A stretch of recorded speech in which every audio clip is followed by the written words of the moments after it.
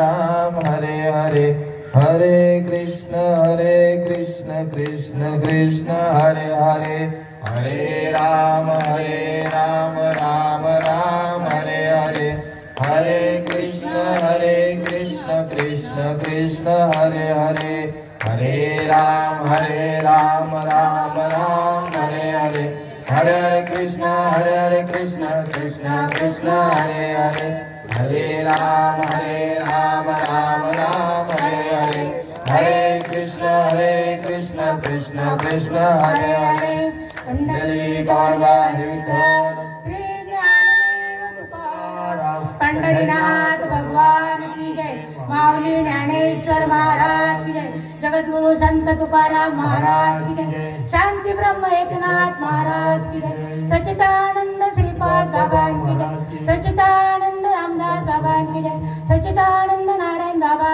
की जय सच्चिदानंद माने बाबा की जय अवधूत चिंतन श्री गुरुदेव दत्त गोपाल कृष्ण भगवान की जय हर हर महादेव की जय गुरुर ब्रह्मा गुरुर विष्णु गुरुर देवो महेश्वरा गुरुर साक्षात परब्रह्म तस्मै श्री गुरुवे नमः ओम शांती शांती शांती सदा सर्वदा योग तुझा घडावा तुझे कारणी देव माझा पडावा उपेक्षू नको गुणवंत अनंता रघुनायका मागणे चाता जय जय रघुवीर समर्थ कैलास राणा शिवचंद्र भोणी फणींद्र माता मुकुटी जळाली कारुण्य सिंधू बहुदुःखारी तुझवीन शंभो मज कोण तारी पार्वती पते हर हर महादेव की जय ग्रंथराज ज्ञानेश्वरी अध्याय 4 आणि ओवी क्रमांक 34 ते ज्ञान पैगा बरवे जरी म्हण्याती आणावे तरी संताय बाजारे सर्वस्वैसी ते ज्ञानाचा पुरवठा ते सेवा आधार म्हणता तो स्वाधीन करी सोबटा ओळखून घ्या ज्ञानेश्वर माऊली सांगता ते ज्ञान पैगा बरवे अनादी काळाचं जे तत्वज्ञान नाही का आता बरेच प्रवचन झाले माझ्या वाट्याला काही शिल्लक राहिलंच नाही असं थोडंफार असं ते काय नाही का असं बघा माऊलीने ते ज्ञान म्हणजे कोणतं ज्ञान हो ज्ञान आहे ज्ञान सगळीकडे ज्ञान कोण ज्ञान सांगणारा असं भेटायला पाहिजे अनादी काळाचे जे तत्व आहे चालत आलेलं आता ताईंनी सांगितलं आपली परंपरा नाही का आता सगळंच सांगत बसलं आपल्याला काय तेवढा वेळ नाही बाबा मला किती वेळ आहे कारण माझं लवकर उरकत नाही मी अगदी इथं बसत नाही बसल्यावर लवकर उठत नाही का असं द्या बघा ज्ञान पैगा बरवे जरी म्हणी अति आणावे पण संता वाजावे संत म्हणजे कोण संतांचा विचार केला संत कुठे आहे आता सगळे संत आहे संत कुठे आहे पण संताचा संत कोणाला म्हणायचं बघा चांगला विचार केला मोठे गंध लावला मोठ्या मण्याच्या माळा घातल्या भव्य कपडे घातले म्हणून संत आहे का संत पदवी कोणाला आहे ते ज्ञानाला ज्ञान कोणचं समजा काळा कोट घातला म्हणजे तो काय वकील झाला का एवढा पोरगा त्यांनी काळा कोट घातला म्हणजे तो वकील झाला का ज्ञानाला त्या ज्ञानाला पदवी आहे आमचे बाबा सांगायचे बघा आठवत असेल तर संत पदवी ज्ञानाला आहे स्वयंपाक करती ती बाई त्याच्या ज्ञानाला पदवी आहे बाईला आहे चांगला स्वयंपाक करती ती तिच्या ज्ञानाला पदवी आहे तसंच संत पदवी ते अनादी काला तत्व आहे लोपले ज्ञान जगी इथं ज्ञानाची कोणी अवतार पांडुरंग नाव ठेवेल ज्ञानी ते ज्ञान पैगा बरवे जरी म्हणे आतावे कोणतं ज्ञान ते ज्ञानासाठीच एवढं आहे ना आपण खूप भाग्याचे आहोत आपण खूप भाग्याचे आहोत असे संत भेटले संतांनी काय केले ते आपणाची ठावे इतरांची द्यावे आणि शहाणे करून सोडावे सगळे जन पण आता उलटे भाऊ आता शहाणं करून नाही सोडती वेड करून सोडलं वेड तसं वेड लागल जगाला देव म्हणती बलत्याला अरे वेड लावलं कशाचं वेड माझ्या बाबांनी वेड लावलं कशाचं वेड लावलं रे तुझ्या नामाची मजला गोडी रामकृष्ण तुझ्या नामाचा मजला छंद रामकृष्ण हरी गोविंद सर्व तुला पाहिले ऐकता मन माझे रंगले ऐकता मन माझे रंगले, विठ्ठला विठ्ठला नाम तुझे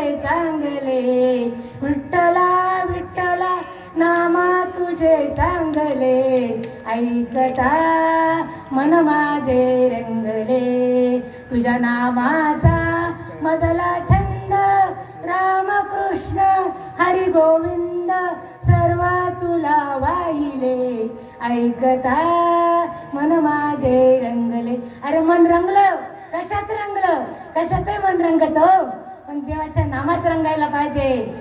जगी रंगला असा एक बघा कोण दृष्टांत आहे नाही का, रंगायचं माणूस कशातही रंगतो, माणूस आता दारूतही रंगतो नाही का, रंगतं की नाही, पण देवाच्या नामाची गोडी लागायला पाहिजे. आणि ती गोडी जर लागायची असेल त्याला संत चरण लागता, संत चरण रग लागता सहज, वासनेचे बीज जोडीने जाय, मग राम नामे उपजे आवडी, आणि सुख घडोघडी वाढू लागे.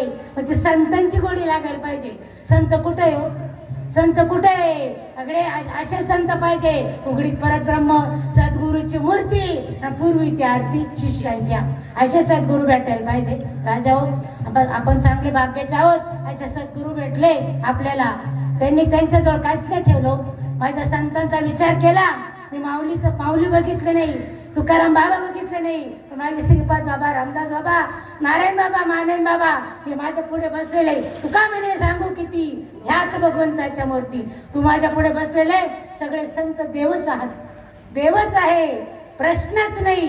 माझ्या बाबांनी आपल्या वस्तू जवळ होती, पण आपल्याला कशाचं आवरण आलं होतं, प्रेमाचं. प्रेम फार वाईट असतं. प्रेम कशावर करावं हे तरी आपण घरावर करतो, बायकोवर करतो, मुलावर करतो, पण संतांनी कशावर प्रेम केलं, संत महात्म्यांनी कशावर प्रेम केलं, कशावर प्रेम करायला सांगितलं. अरे प्रेमाविन भजन नाकाविन पोथी, नाकाविन मोती, अर्थाविन पोथी. अरे त्या नामावर प्रेम करायला सांगितलं. आपण सगळ्यावर प्रेम करतो, पण नेमकं कशाला? आपण आलो इथं कशासाठी? चांगला विचार केला, काम नव्हतं काय घरी कोणाला, टाइमपास म्हणून आलो का इथं? आलो कशासाठी, जायचं कुठे?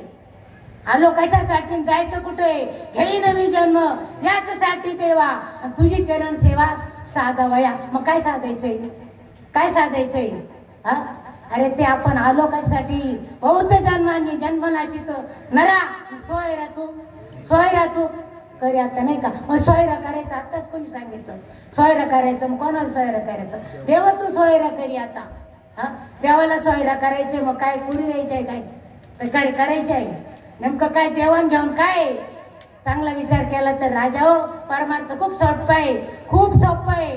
पण तुका म्हणे सोपे आहे सर्वनी, शहाणा तो धोनी. आणि इकडे तर असं म्हणता, भाऊ अवघड आहे संत भेटी, बरी जगजाठी करुणा केली. पण नेमकं काय, नेमकं काय नाही का? हा गुंता जो आहे ना, तो संत महात्म्याने सोडवला राजा हो. संत असे अमोल किमतीचे संत भेटले, त्यांनी आपल्याला खूप खूप खूप प्रेम दिलं. त्या प्रेमाला पारावरच नाही हो. आणि आपल्याला जर देव भेटवायचा असेल, पहिले संत भेटायला लागते. संततेची संत, देवतेची संत, देवतेची संत, देव निमित्त त्या प्रतिमा नाही का. देव आणि संत वेगळे नाही, नाही का. देव आणि संत वेगळे नाही. फक्त जर देवाची ओळख करून घ्यायची असेल तर संत भेटायला पाहिजे. संत कृपा झाली मग इमारत फळ आली नाही का. संतांची कृपा झाल्याशिवाय देव भेटणार नाही. बघा भृंग ऋषीचे महात्मे होऊन गेले आणि त्यांना पुत्रप्राप्ती नव्हती, पुत्रप्राप्ती नव्हती म्हणून त्यांनी शंकर भगवानाची आराधना केली आणि बरेच आराधना केल्यानंतर बरेच ते चिंतनाला बसले. शंकराची आराधना, ओम नमः शिवाय, ओम नमः शिवाय, ओम नमः शिवाय असा जप चालू झाला. बरेच दिवस झाले.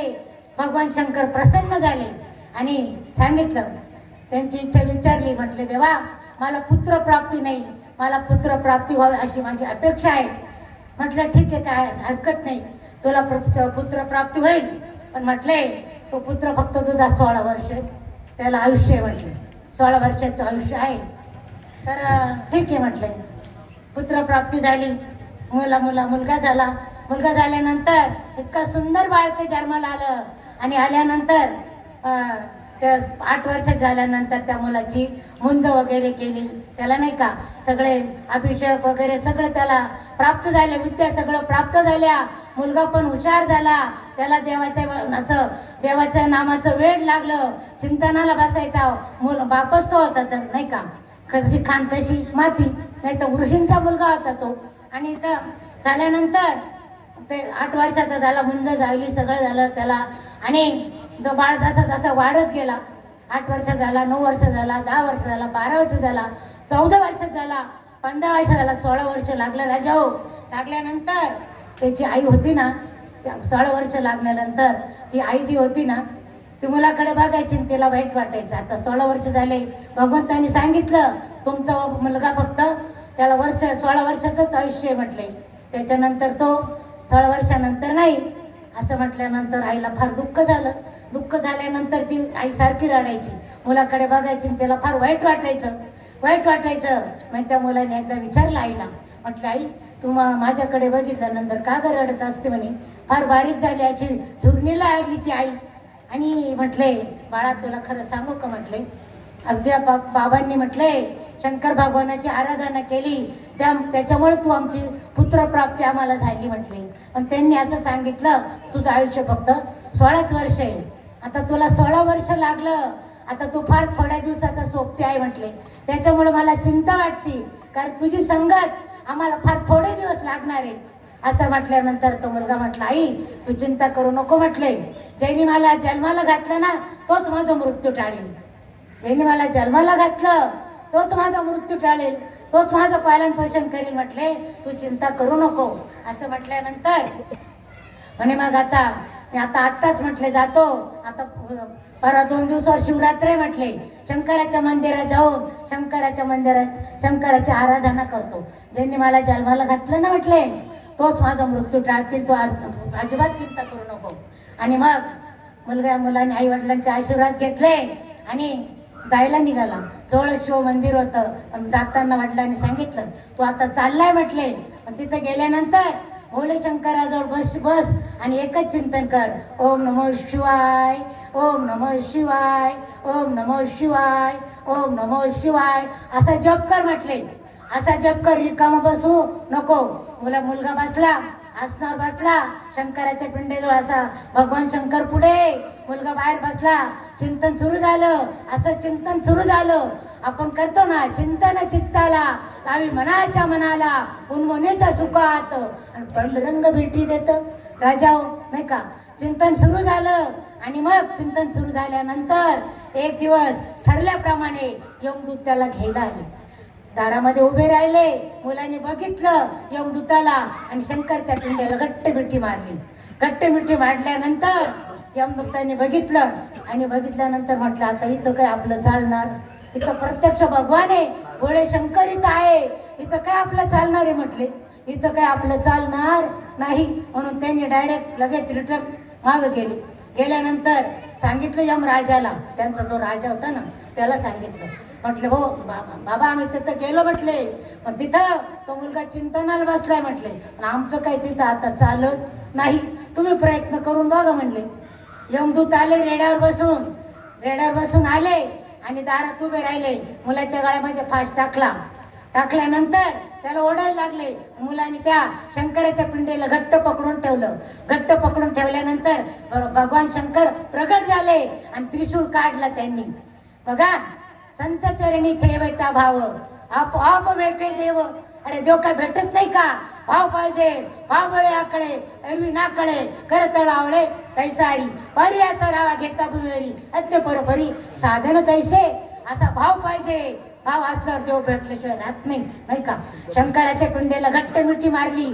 शंकर प्रगट झाले आणि त्यांनी आपला त्रिशूळ काढल्यानंतर त्या राजाला सांगितलं, यमाचा राजा होता ना यमराज, त्याला सांगितलं म्हटले तुझे ते दूत गेले परत, तू पण आता परत जाय म्हटले, माझ्या दरबार तुला एंट्री नाहीये म्हटले, इथून लगेच जाय आणि परत येऊ नको म्हटले इथून, हे माझं गिऱ्हाईक आहे. आणि त्या मुलाला भगवंतानी चिरंजीव केलं, राजावर चिरंजीव केलं. संतावर देवावर भाव असल्याशिवाय काय नाही. भाव पाहिजे आणि देव प्रसन्न झाल्यावर नेमकं मागायचं काय, ही बी अक्कल पाहिजे ना, पाहिजे का नाही. प्रवास करायला अक्कल लागती, संसार चालवायला अक्कल लागती. न प्रसन्न झाल्यावर काय मागवायला अक्कल नको का? हा पाहिजे का नाही? एकाल जो राजा होता, एक राजा, एक गुराखी होता. तो आपल्या शेतामध्ये गुरं चालायला घेऊन गेला. रानामध्ये गेल्यानंतर बसल्या एका झाडाखाली. बसल्यानंतर राजा आला या घोड्यावर स्वारून. टप टप टप टप घोड्याचा आवाज आला त्याच्यापाशी. त्या बसला होता गुराखी आणि त्याच्यापाशी आला. म्हटले, बाबा तू झाडाखाली बसला, फार उदास दिसतो. म्हटले, तुला काय पाहिजे? मागून घे. म्हटले, काय पाहिजे का? त्याने बघितलं त्या गुराख्याने. म्हटला राजाला, म्हणे तुला काय पाहिजे असेल तर घे म्हणे मला तुम्हाला द्यायचंच आहे ना. मग मला कान्या द्या म्हणे. कान्या त्या भाताच्या कान्या चाळेल असत्या ना, त्या द्या म्हणे मला. अरे म्हणे दुसरं काहीतरी माग म्हणे, चांगलं पुरण, तुझ्या काहीतरी कुटुंबाला कामाला येईल असं काहीतरी चांगलं माग म्हणे. मग असं कर, ताक दे म्हणे. ताक? अरे ताक कशाला पाहिजे म्हणे तुला? काहीतरी चांगलं माग, अजून चांगलं माग, तुला असं पुरल असं काहीतरी, तुला असं कामाला येईल असं माग. मग म्हणे एक काम करा, माझ्या जवळ ना तंबाखू चुन्याची डबी द्या म्हणे. कोणाला? राजाला म्हणतो. राजा भेटला मागवतो काय चुन्याची डबी. हा अरे मागायची अक्कल पाहिजे का नाही? एका ग्रस्ताने शंकर भगवानाची आराधना केली. शंकर भगवान प्रसन्न झाले. म्हणे तुला काय मागतो लागत माग म्हणे, पण तुला 2 वर आहे बरं का म्हणे. 2 वरात तुला काय मागायचं ते मागून घे. शंकर प्रसन्न झाले. म्हणे हा येतो म्हणे, मी जरा बायकोला विचारून येतो म्हणे. आता बायकोला विचारल्याशिवाय काही चालतच नाही. परंपरा चालत आली ती, आत्ताची नाही ती. आणि बायकोला विचारून येतो आपल्याला काय लागतं. घरी गेला, बायकोला म्हटलं, अगं शंकर बाबा प्रसन्न झाले म्हणे, पण आपल्याला काय लागतं सांग ना म्हणे. ती म्हणे तुम्हाला डोकं नाही का म्हणे, माझं नाक नपर आहे, त्यांना सांगा मोठं करून द्या. गेल्यानंतर म्हटलं हा विचारलं का बायकोला? भगवान म्हटले हा विचारलं म्हणे. काय म्हटली बायको? म्हणे ती म्हणते माझं नाक जरा नपर आहे ना, ते मोठं करून द्या. भगवान म्हटले तथा असतो. आता ताच असतो म्हटल्यानंतर देव येते नाही का, देवाची करणे नारळात पाणी नाही का. तथाच तू म्हटल्यानंतर असं काय नाक मोठं झालं ना राजा, ते खिडकीच्या बाहेर निघालं. आता देवच ते, देव तिथं काय करणार नाही, सगळं काय करतात देव. असं काय नाक निघालं ना, त्या गावाला पहिलं छोटं गाव असलं ना त्याला यश असायची. यश त्या गावाला म्हणता यश असायची. त्या यशीच्या बाहेर निघालं, दोन्हीकडची ट्रॅफिक एकदम बंद झाली. इकडून तिकडून जायला रस्ता नाही. हा घरी येऊन यायला लागला. त्यांनी विचार केला एवढं ट्रॅफिक काय होईल म्हणे, पॅक झाली म्हणे. त्यांनी विचार केला, लोकांना विचारलं म्हणे तुझ्या घरी जाऊन काय पारवाडा झाला पाय म्हणे काय जाऊन तुझ्या घरी जाऊन तपास कर म्हणे. गेला घरी, बायको कॉटवर पडलेली होती. पाहिलं म्हणे अगं हे काय म्हणे. अहो म्हणे तुम्हाला सांगितलं ना माझं नाक नपरे थोड मोठं कर, एवढं मोठं झालं म्हणे. मग आता दुसऱ्या वरात काय मागू आणि देवाला सांग हाय नको कट करून टाक म्हणे. एवढं कसं काय सांभाळायचं म्हणे. अरे एवढं बाहेर गेलं ते, एवढं कसं काय सांभाळायचं म्हणजे. त्यांना जाऊन सांग कट करून टाक. याला म्हणे विचारलं का बायकल म्हणे. हा म्हणे काय म्हटली ती म्हणे कट करून टाक. होतं नव्हतं ते नपर होतं ते गेलं, काहीच शिल्लक राहिलं नाही. मग देवाकडे काय मागायचंय.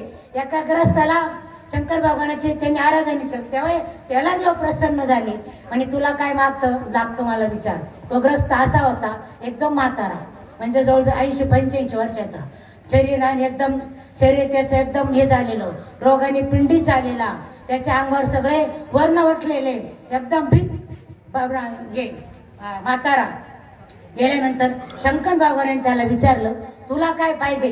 तो म्हणे माझी अशी इच्छा आहे, माझ्या नाताच्या डोक्यावर मला सोन्याची छत्री पाहिजे, अशी माझी अपेक्षा आहे म्हटली. तथाच तू म्हटले देव. आता देवच ते. आता मला तुम्ही सांगा, म्हातारा 85 वर्षाचा, तुमच्या इकडं मुंबईला देतं का 85 वर्षाच्या म्हाताऱ्याला कोणी लग्न करून देतं का? म्हाताऱ्याचे लग्न होते का? आमच्या नाशिक जिल्ह्यात नाही होत. तुमच्या ठाणे जिल्ह्यात असेल तर मला काही सांगते नाही का. तर ते 85 म्हातारा, तो 85 वर्षाचा म्हातारा, पहिलं त्याला तरुण करायला पाहिजे का नको?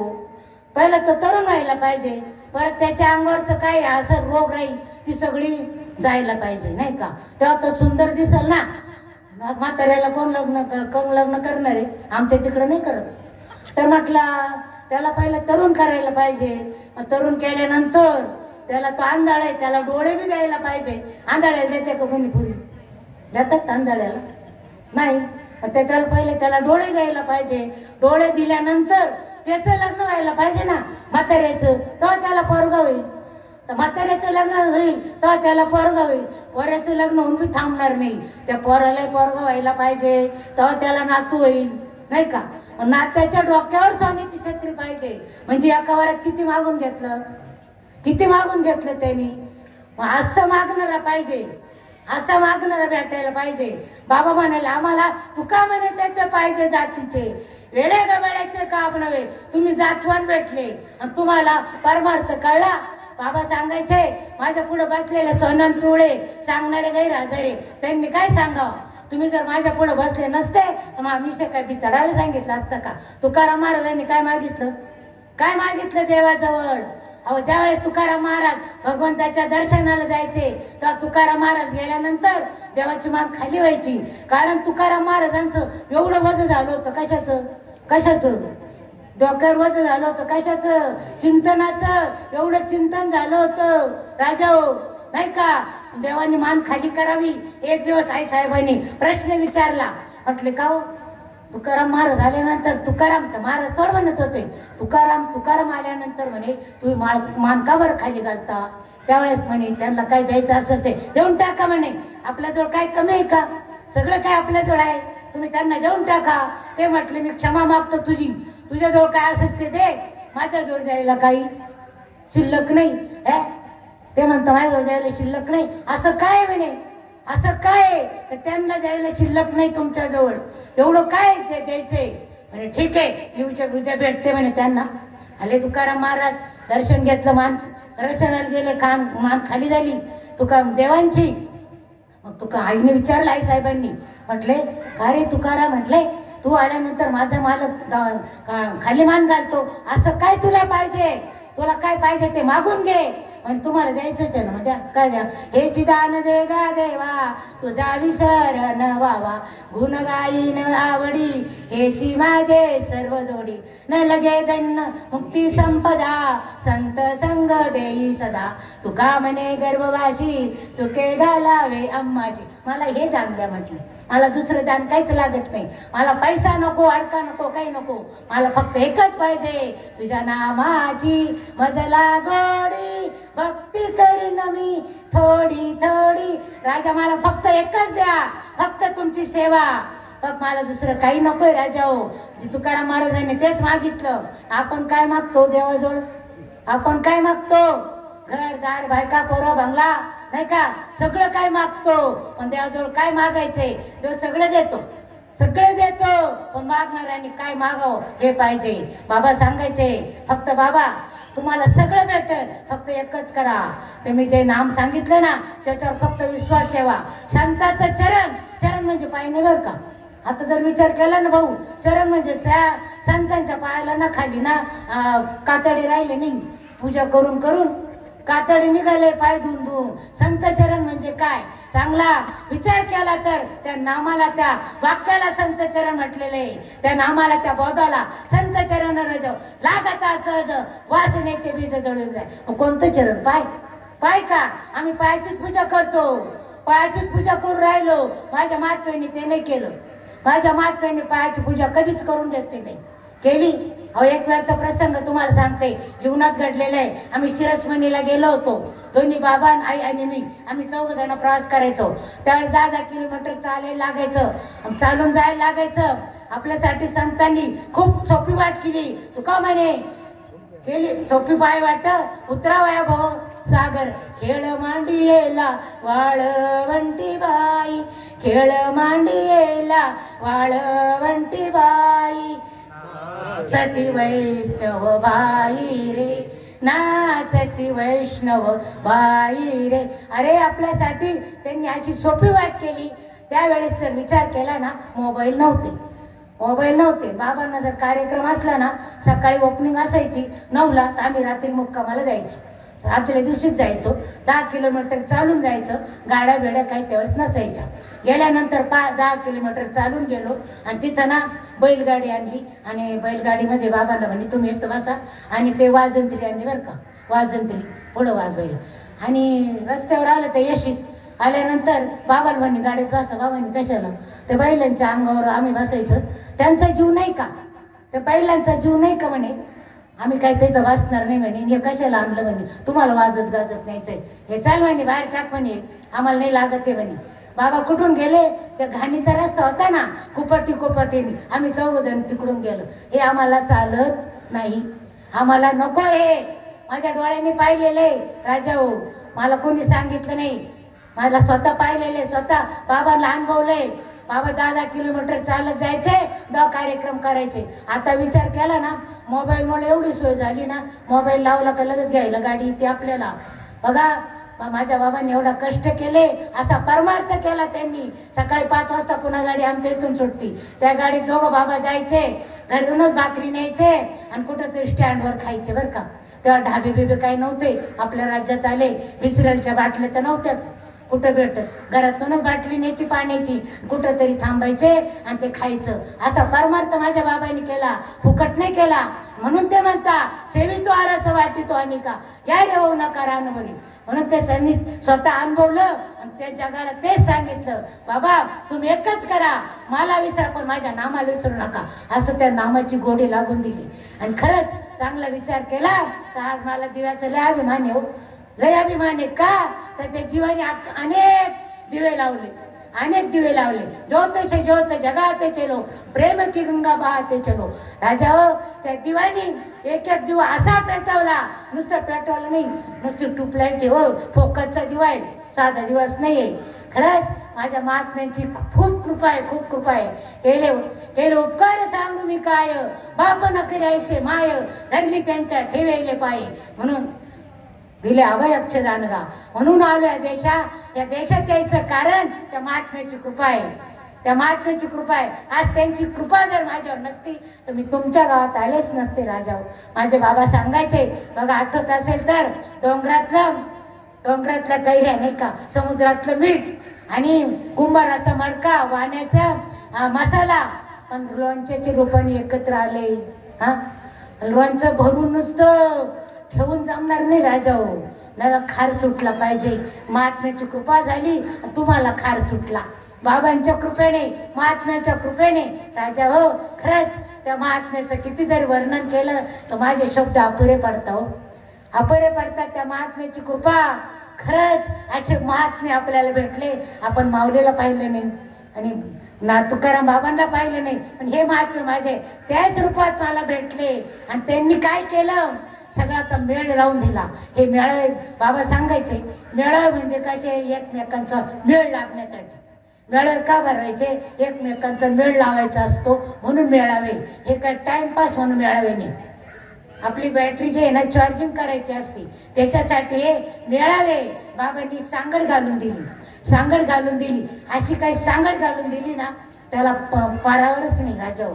पण एकच सांगितलं, बाबा हो, आमच्या नंतर लई तुमच्या अंगावर म्हणे, आठवत असेल तर बघा, शिंतोडे उडतील म्हणे, शिंतोडे उडतील, पण एकच करा, झटकून टाका म्हणे, झटकून टाका. माझे भाऊ साठम भाऊ आहे इथं, माझे दादा बसलेले, माझे नारायण भाऊ आहे, एकच सांगितलं, बाबा झटकून टाका. आणि खरंच आता परिस्थिती पाहिली ना, काही काही अनुभवाला येतं बरं का, अनुभवाला येतं. महात्म्यांचे शब्द, त्यांचे शब्द फुकट जाणार नाही, कारण ते बोलत होते, ते घडत होतं.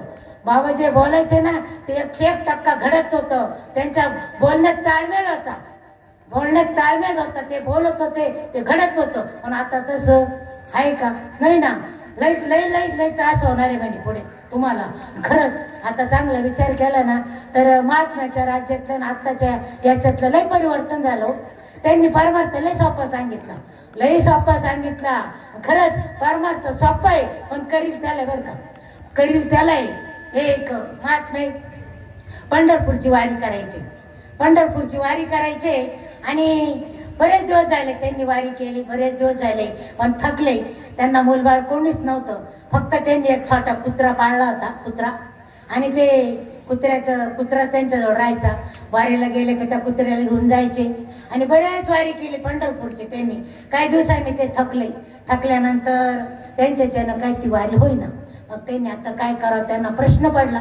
प्रश्न पडल्यानंतर आता काय करावं, पण तो कुत्रा जो होता ना, तो म्हटला, बाबा चिंता करू नका म्हणे, चिंता काही करू नका म्हणे, तुमची वारी तुमची मी चालवेल म्हणे, तुमचं जे वारी करता ना ती वारी मी पुढे चालवेल म्हणे, काय त्याच्यात तेवढं विशेष आहे, मी चालवेल. ठीक आहे म्हटलं. असं म्हटल्यानंतर त्यांना बरं वाटलं. आणि मग बरं वाटल्यानंतर त्या कुत्र्याने पुढे वारी सुरू केली. पण राजा असं झालं, कुत्रवारीला जायचं बरं का, पंढरपूरला जायचं. पण गेल्यानंतर काय व्हायचं, ते पंढरपूरमध्ये शिरलं, बाकीचे कुत्रे त्याला एंट्री करून देत नव्हते, पंढरपूरमध्ये येऊन देत नव्हते. पंढरपूरचे कुत्रे ना त्या कुत्र्यामध्ये घुसून देत नव्हते. ते भुकायचे त्याच्या अंगावर. पण ते जायचं बिचारायला पच्चपत कसं तरी जायचं. वारी पुरी केली पुरी आणि आलं घरी. आल्यानंतर विचारलं त्याला, म्हटले बाबा तू पंढरपूरला गेला होता, तिथले लोक कसे आहे पंढरपूरचे? म्हणे लोक लय चांगले म्हणे, पण कुत्रे नाही चांगले म्हणे तिथले, कारण मला गल्लीत घुसून देत नव्हते म्हणे. माणसं चांगले पण कुत्रे चांगले नाही. त्या कुत्र्यांनी सांगितलं पंढरपूरचे माणसं लय चांगले म्हणे, मला कोणी भाकर बिकर टाकायचं म्हणे, पण कुत्रे त्यांच्या काही बरोबर नाही. कुत्रे मला एंट्री करून देत नव्हते. राजा हो, माणसांना कळ पण कुत्र्यांना बघा किती अक्कल असती. आपलं तसंच आहे बरं का. आपला विचार केला ना, आपल्याला पुढे जाऊन देत नाही. बाकी त्यांचं सोडा तुम्ही, आपल्याला पुढे जाऊन देत. हा बाबा झाला ना, याला माग वाढायचं. असं चाललंय नाही का, त्याला पुढे जाऊन द्यायचं नाही, असंच आपलं चाललंय. राजा हो, माझ्या बाबाने सांगितलं. आता तुमच्याकडचं मला माहित नाही, पण आमच्या नाशिक जिल्ह्याचा विचार केला ना, एक बाबा झाला ना, त्याच्या अंडरमध्ये त्यांच्या साथकडे बसायचो. त्यांनी कुठंच जायचं नाही. त्याचं काय असेल ना त्या बाबाला सांगायचं सगळं. त्या जो बाबा सांगल तो प्रमाण. त्यांनी कुठं चिंतनाला जायचं नाही, सत्संगाला जायचं नाही, बाबा करील ते प्रमाण. माझ्या बाबाने असं सांगितलं, तर आपल्या बाबांनी कुठे जा, आनंद लुटा, तुम्ही मेळावे करा, संगती करा, तुम्ही परमार्थ करा, तुम्ही हरिपाठ करा, सगळं करा. पण तुम्ही बाबांनी असं केलं नाही. बाकीच्यांचा विचार केला ना, नाही आम्हाला धरून बसा, पण शहाणे कडून सोडावे. सकळ जन बाबांनी केलं, आता तसं नाही. शहाणे सोडावे नाही, धरावे. आता धरून ठेवता, साधकाला पुढे जाऊन देत नाही. साधकाला आमच्या जवळ काय असेल ते बघा, असं आहे का? अरे माझ्या बाबड्याने असा परमार्थ केला, कुठं कान्या कोपऱ्यात जाऊन परमार्थ केला, आणि सगळ्यांना एकच सांगितलं, बाबा हो आमचं नाही बरं का, हे माझ्या बंडू बाबा, केरो बाबा, त्यांचा निरोप आहे, आम्ही फक्त जाऊन द्यायला लावलेले. त्यांचा निरोप आहे, आम्ही फक्त निरोप सांगायला आलो, आमचं काही नाही याच्यात. त्यांचा निरोप आहे, आम्ही तुमच्यापर्यंत पोहोचवायचं काम केलेलं आहे, आणि तुम्ही हेच करा, पुढं हेच करा. फक्त जगाचं कल्याण कशात होईल ते पहा, नाही का. असे मूर्ती होऊन गेल्या, असे होऊन गेले संत, नाही का. असे संत होऊन गेले, त्यांनी स्वतःसाठी काही राखून ठेवलं नाही, उघड्या हाताने वाटलं. म्हणून त्यांचा आज 450 मंदिरं फुकट नाही झाले. फुकट झाले का? काहीतरी अनुभव असेल ना, संतांचा काहीतरी अनुभव असल्याशिवाय झालं का? मला सांगायच्या वेळेस ज्ञानेश्वर माऊली होऊन गेले, नाही का, झाले. त्यावेळेस त्यांना कोणी विचारलं नाही. तुकाराम महाराजांचा विचार केला तर विचारलं कोणी नाही विचारलं. ओळखले होते का? माझे महात्मा होऊन गेले, ओळखले नव्हते. त्या निघून गेल्यानंतर त्यांची ओळख पटली, मागून काय उपयोग? घरामध्ये आजी असते ना आपली म्हातारी, तिला बिचारीला कोणी जेवायला देत नाही. तिला काही असलं ना, आजार खोकला बिकला, ते दही खाऊ नका, ताक खाऊ नका, आमकं खाऊ नका, तिला पथ्य लय डॉक्टरांनी सांगितलं का ती पथ्य पाळायला होता. मेल्यानंतर तिच्या नावाने 13 वेळा 13 पाकवान. मग ती म्हातारी काय कावळ आहे का?